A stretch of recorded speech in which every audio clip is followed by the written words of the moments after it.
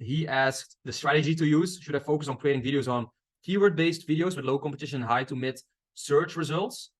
Or let's see, or model viral videos from competitors. So create similar videos of viral or semi-viral videos similar.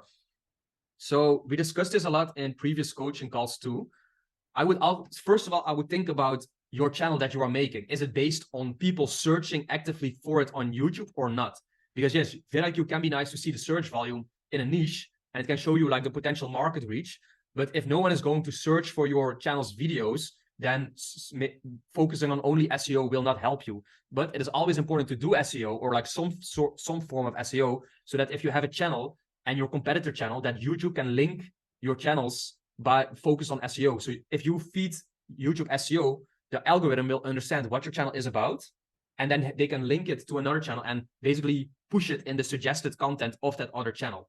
So I would mix the keywords and the modeling viral videos, but I'm a huge fan of finding new channels about a specific topic that are doing very well, and then like modeling what they are doing, basically.